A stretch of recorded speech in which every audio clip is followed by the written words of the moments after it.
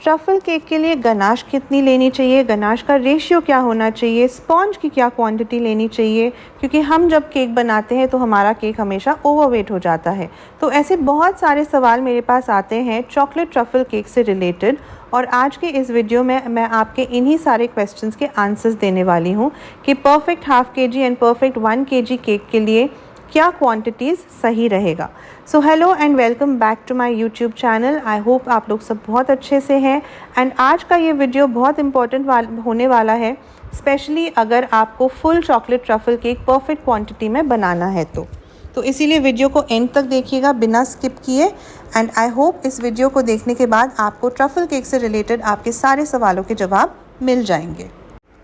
सो यहाँ पे सबसे पहले तो मैंने 2 स्पॉन्जेस बनाए हैं। हाफ केजी के लिए मैंने 6 इंच के टिन में स्पॉन्ज बनाया है एंड 1 केजी के लिए मैंने 7 इंच के टिन में स्पॉन्ज बनाया है। एंड यहाँ पे आप देख रहे हो मैंने 2 अलग अलग बोल्स में गनाश बना के रखा है, क्योंकि केक के हिसाब से मैंने उसी जितना क्वांटिटी मुझे गनाश चाहिए उसी हिसाब से मैंने 2 अलग बोल्स में गनाश बनाया है, ताकि कहीं पे भी मेरा गनाश कम या ज़्यादा नहीं हो जाए। सो हाफ केजी केक के लिए मैंने बनाया है 300 यानी 300 ग्राम गनाश। मैंने लिया है 200 ग्राम डार्क चॉकलेट, आप कंपाउंड या कोविचर कुछ भी ले सकते हो, एंड 100 ग्राम मैंने लिया है फ्रेश क्रीम। अगेन यहाँ पे आपको फ्रेश क्रीम लेना है, विपिंग क्रीम नहीं लेना है। और 1 केजी केक के लिए मैंने लिया है 200 gram fresh cream and 400 gram chocolate. ठीक है।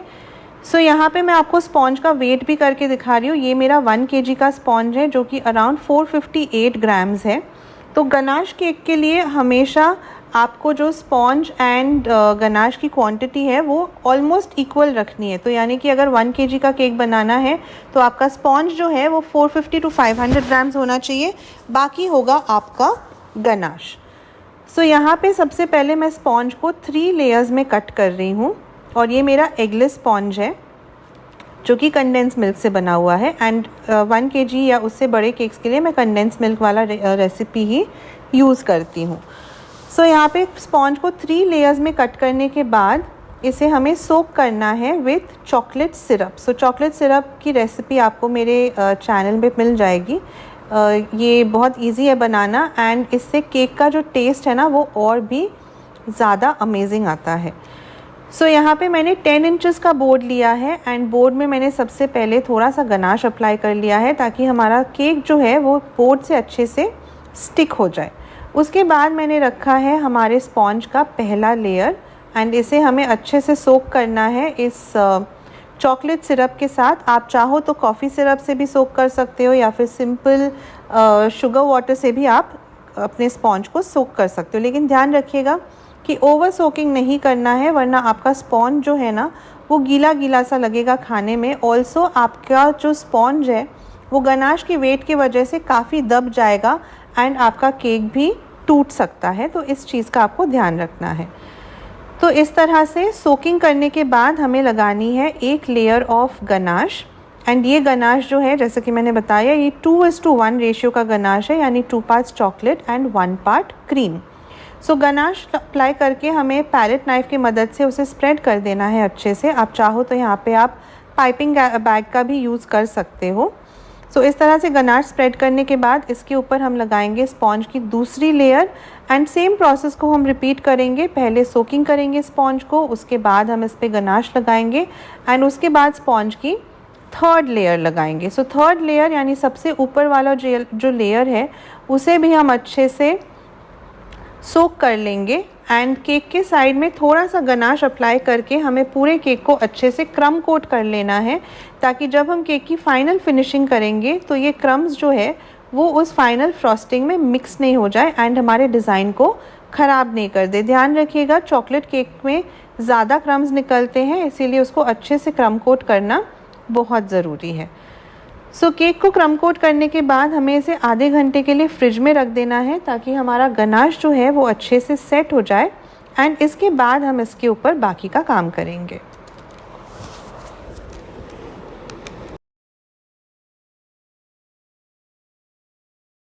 सो जब तक हमारा बड़ा वाला केक सेट हो रहा है हम छोटे वाले केक पे काम कर लेते हैं। तो ये केक बनेगा हाफ केजी का, एंड ये मैंने जो अभी रिसेंटली मैंने 149 वाला एगलेस केक का क्लास लिया था उसमें जो रेसिपी यूज़ किया था सिखाया था वही रेसिपी यूज़ किया है।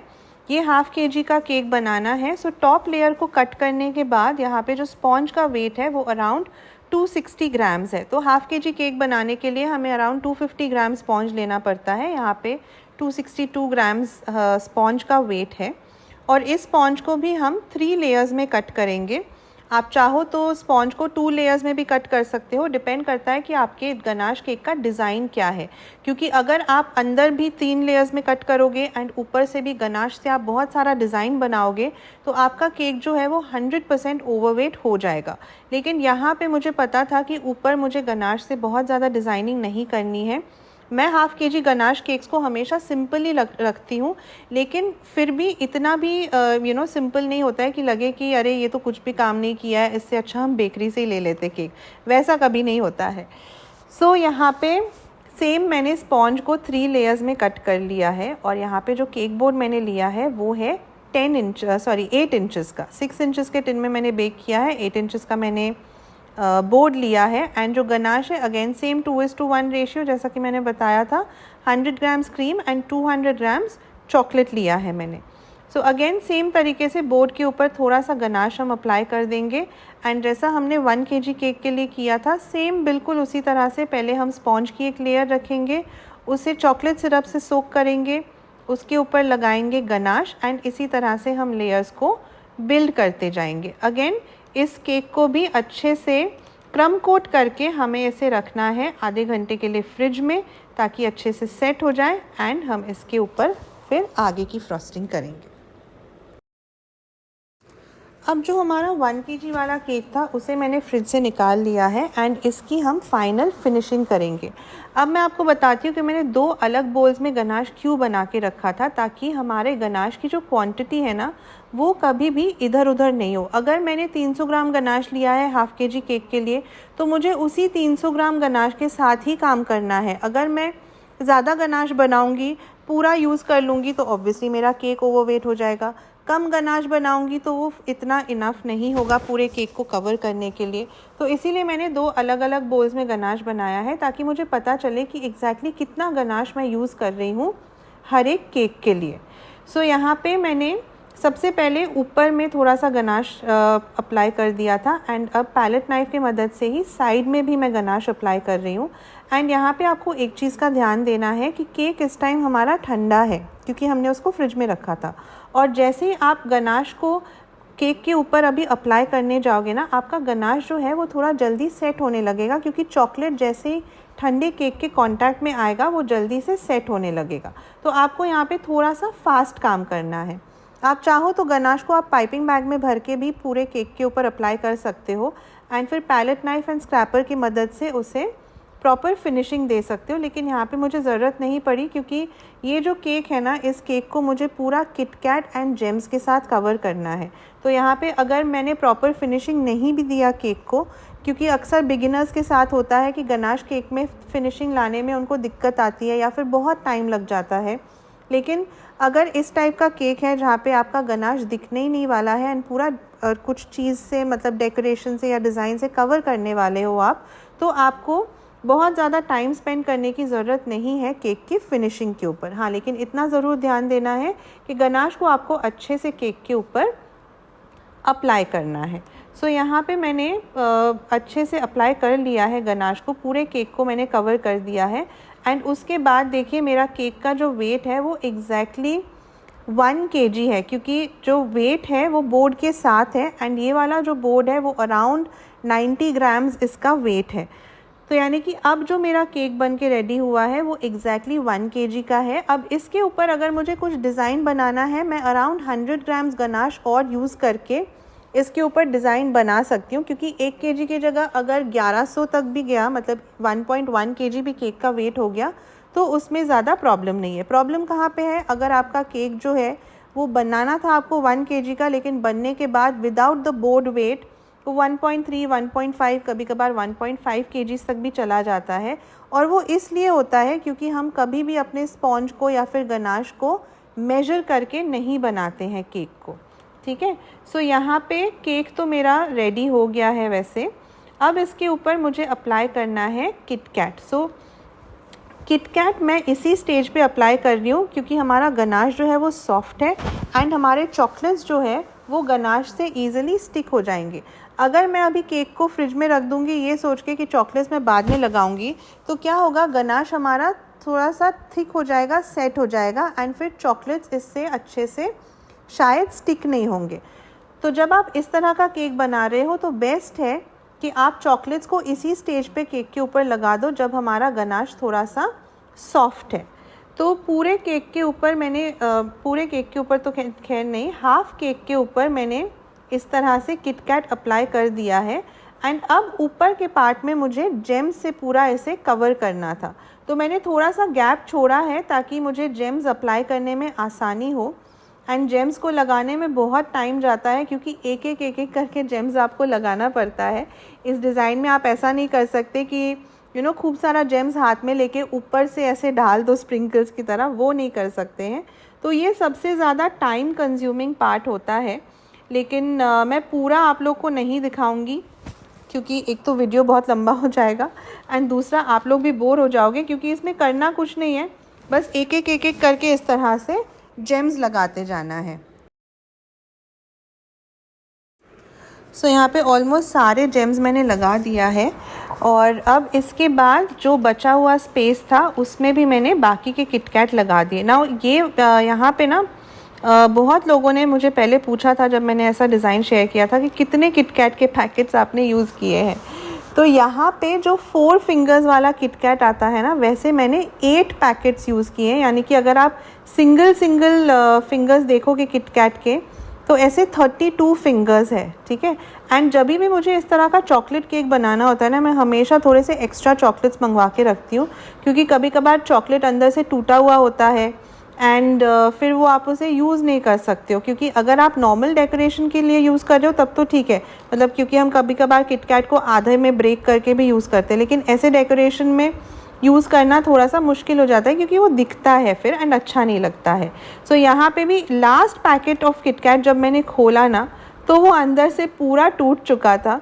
तो थैंकफुली मैंने एक एक्स्ट्रा पैकेट तो मंगवा के रखा ही था एंड इसमें से भी एक किटकैट जो इतना ज़्यादा बुरी तरह से नहीं टूटा था उसको भी मैंने यूज़ कर लिया। बस उसको मैंने पीछे के तरफ लगा दिया एंड वो भी मुझे पता था कि वो क्रैक उसमें दिखने वाला है नहीं क्योंकि इसके ऊपर मैं रिबन लगाने वाली थी। तो बस इस तरह से सारे किटकैट लगाने के बाद मैंने केक को रख दिया फ्रिज में ताकि वो अच्छे से सेट हो जाए एंड फिर हम बढ़ेंगे आगे हमारे हाफ केजी केक को कंप्लीट करने के लिए। सो अब हम हाफ केजी केक को भी प्रॉपरली गनाश से कवर कर लेंगे एंड इसे फिनिशिंग दे देंगे। सो सेम तरीके से मैंने पहले ऊपर गनाश पोर किया है एंड यहाँ पे आप गनाश की कंसिस्टेंसी पे ध्यान देना, ये थोड़ा सा सॉफ्ट गनाश है क्योंकि अगर आपका गनाश थिक होगा ना तो आप उसे स्प्रेड नहीं कर पाओगे, और अगर इससे पतला होगा आपके गनाश की कंसिस्टेंसी तो क्या होगा, गनाश पूरा ऊपर से नीचे तक बह जाएगा, वो रुकेगा ही नहीं आपके केक के ऊपर। सो इसीलिए गनाश केक बनाते वक्त गनाश की कंसिस्टेंसी के ऊपर ध्यान देना बहुत इम्पॉर्टेंट है।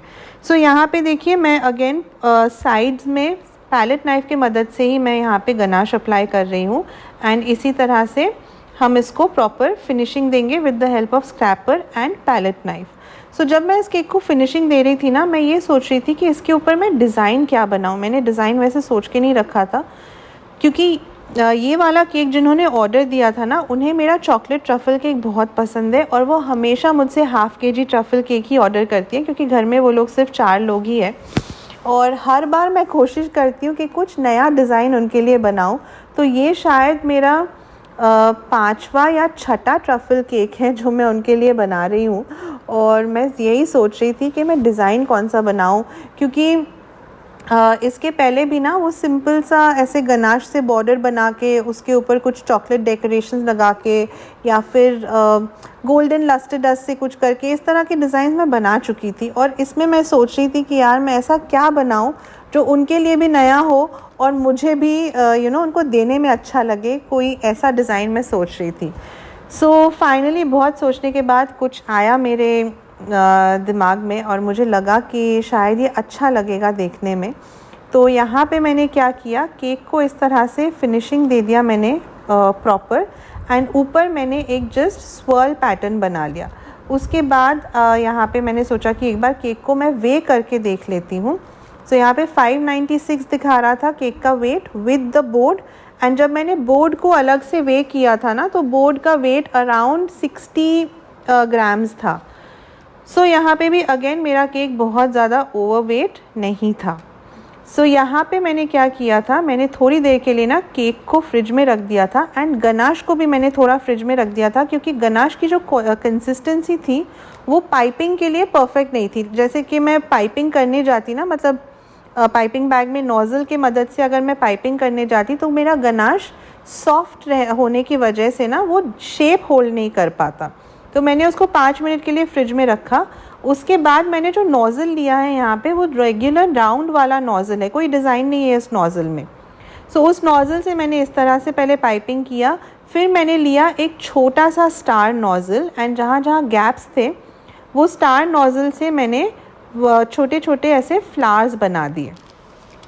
तो मुझे देखने में तो ठीक लग रहा था, लेकिन मुझे लगा कि कुछ मिसिंग सा है।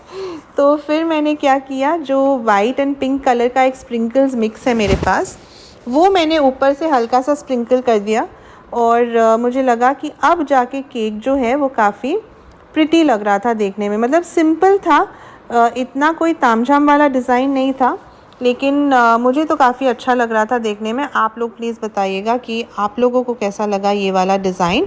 और यहाँ पे अगेन मैं फ़ाइनल वेट आप लोग को चेक करके दिखा देती हूँ।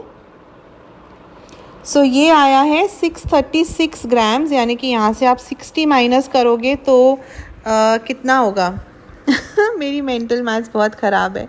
चलो 570 ग्राम्स, ठीक है, पकड़ लेते हैं, अराउंड 570 ग्राम्स है।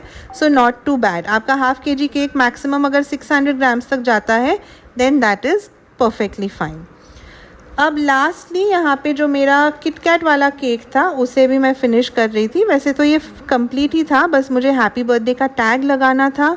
जिस बच्चे का बर्थडे था उसका नाम मुझे लगाना था बोर्ड के ऊपर, तो मैंने उसका नाम जो है ना वो फॉन्डेंट से लिख दिया था। एंड फिर फाइनली एक ब्लू कलर के रिबन से मैंने पूरे केक को एक रिबन बांध दिया, जिससे कि वो केक और अच्छा लगता है देखने में। सो ये थे हमारे 2 cakes, half KG and 1 KG के परफेक्ट चॉकलेट ट्रफल केक्स। आप लोग प्लीज़ बताना केक्स आप लोग को कैसा लगा, एंड आई होप जो मैंने टिप्स आपके साथ शेयर किए हैं ट्रफल केक के लिए वो भी आपके लिए हेल्पफुल रहे होंगे। प्लीज़ कमेंट सेक्शन में ज़रूर बताइएगा। अगर आपको लगता है कि मुझसे कुछ छूट गया है, मैंने कुछ मेंशन नहीं किया है, तो आप कमेंट्स में पूछ लेना मुझसे, मैं ज़रूर से आंसर दूंगी, जैसा कि मैं हमेशा देती हूँ। एंड मुझे हमेशा इंतज़ार रहता है नेक्स्ट वीडियो अपलोड करने का। आप लोग भी मेरे वीडियोस का वेट करते हो, तो प्लीज़ वीडियो को लाइक एंड शेयर कर दीजिए, एंड चैनल को सब्सक्राइब कर दीजिए, ताकि नेक्स्ट टाइम मैं इससे भी अच्छा वीडियो आप लोग के साथ शेयर कर सकूँ। Thank you so much, bye bye.